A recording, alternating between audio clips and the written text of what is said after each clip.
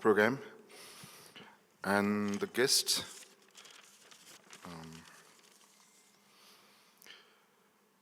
Hannah Singer, the UN resident coordinator, His Excellency Rob Finn, British ambassador, Shinzo Ji, Pema Ji from Isimote, and all other guests and participants. Thank you for allowing me to speak in this very important occasion today, this mountain strategy. So I went through this working draft and found that this is one of the very essential document that Nepal can produce to become a mountain leader. That all you have, you had this aspiration for many, many years. That our Govindaji from the Mountain Partnership, he mentioned that the activist, the citizens, as a citizen, he happens to be from the area where I belong, Karnali, and we are, and the mountain region, and we have long dream of like we're grown up. I know every child we grow up watching mountains and listening to the mountain stories. We believe that mountain speaks. They have a soul in mountain. They are not just the physical thing. They are the living things. Because our, if you look at this from the cultural perspective and the mythological perspective that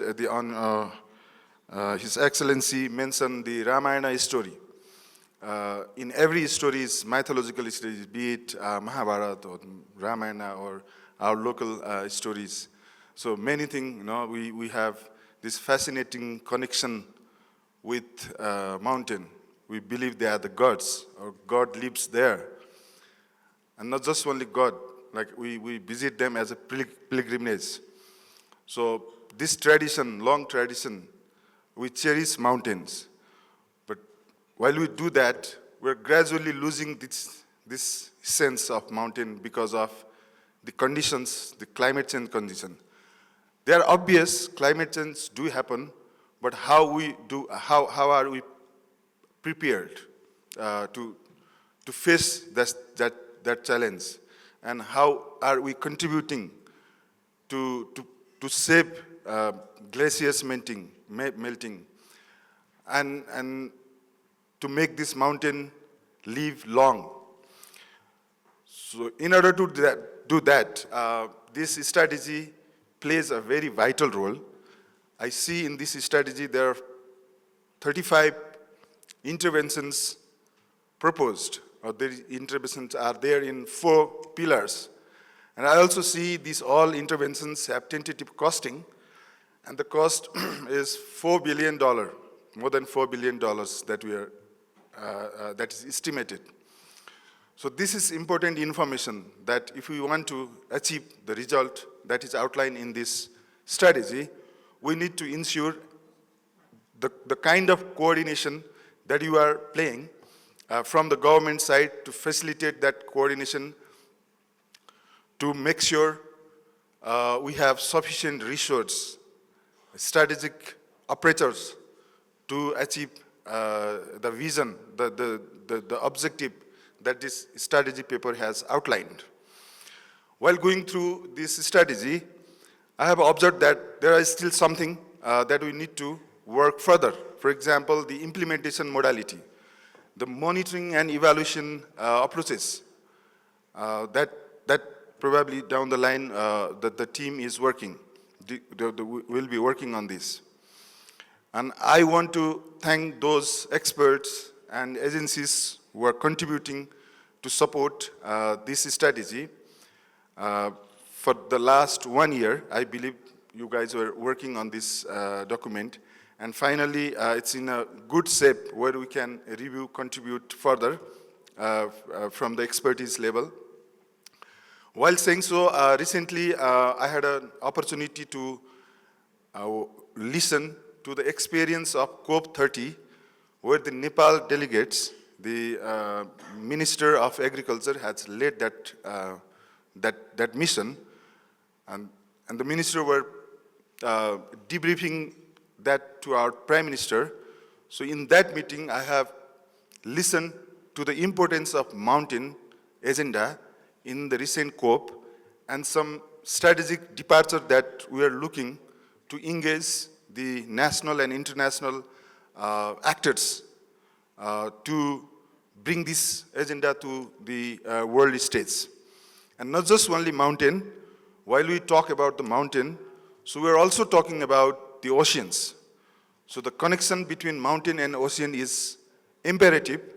We should not forget the essential of the downstream approaches. In this document, we're basically talking about 4 river basin, and within the Nepal and 6,000 plus the river streams. But we also need to think about cross-border agendas, like working with our neighbors down the line, the India, entire this Gangetic plate to the Bay of Bengal, so where we have very close connections from our rainfall pattern or monsoon to this, and then also with the Tibetan part of the China, right? So when you talk about the Sagarmatha, so all the mountains, actually Pemaji mentioned like 8 out of 14 mountains in Nepal, but recently we have added 6 more, and now we have 14, more than 8,000 mountains. This is a fascinating thing, right? So we have 14 mountains above 8,000 meters. So nowhere, I mean, yeah, this is also like, that's why we have a very right to become a leader in mountain agenda, right? So we understand mountain better than others. We have local knowledge about the mountain better than others. But we need to work closely with the experts, with the international agencies, and the multinational and bilateral supporters, our friend countries, to make these things more concrete and more specific. Like when you talk about the mountain, there are many areas where we can relate mountain in a unique way, position our mountain in a unique way. Not all mountains are treated in same ways, right? There are some commercially viable mountains where people to climb and we talk about these mountains, but there are many other areas where people don't talk. They are more sacred than others. We have a belief that the mountain tops are called like axis mundi. You know, all the belief systems do link. You know, they have the link with those. That's the like center of our world. It's a core of our planet. So if we think in that way, we have more meaning why we're talking about mountain. And when we talk about, and we should not only talk about like one area of mountain. There are many unexplored areas. For example, the mountains in Karnali. Like when we talk about Karnali, we also have a very good linkage with Mount Kailash. And the rivers, they have a mythological importance, the cultural relevance. And the mountain also linked with the herbs, herbal products, the people's living, the grassland, the rangelands, you know, all these things also do connect. So that's why the role of Ministry of Forest and Environment, and there are different departments, they can also play a vital role in connecting this, these strategies in their working modalities. So I want to urge like all our departments to take this seriously, so that in our next implementation cycle, like program designing cycle, we consider the approaches, these strategies suggested by this paper. And there's some other things I want to highlight, that now I'm also taking not just only the portfolio of this ministry, Ministry of Forest and Environment. I also have the role of looking after the Ministry of Physical Infrastructure and Transportation. So today, after this session, I'm participating one event where we are promoting the electric vehicles. So this is like one stage. Nepal is also going to lead how this renewable energy, used in transportation. So we can establish some like interministerial collaboration. Even though we have very limited time for this role, but sometimes this limited time also becomes very sufficient time to set some collaborative efforts, right? If you do believe that if there are something that I can facilitate as a minister to make this collaboration happen, please feel free to suggest me so that we can act on this quickly.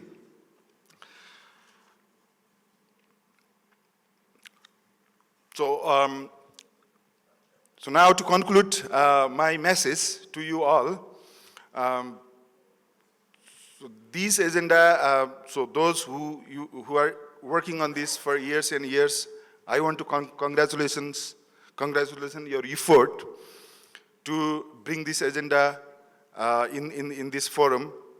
And this strategy paper, I believe like this strategy paper, when I see it's 2026, but it's supposed to cover like 10 years period, right? So I didn't see the time frame. Generally, the strategy has like one time frame.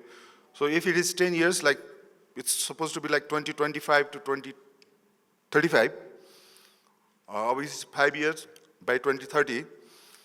So let's make this as a measurable strategy. The cost, it's already costed, but make it like more measurable so that we can showcase our result, our achievement going forward.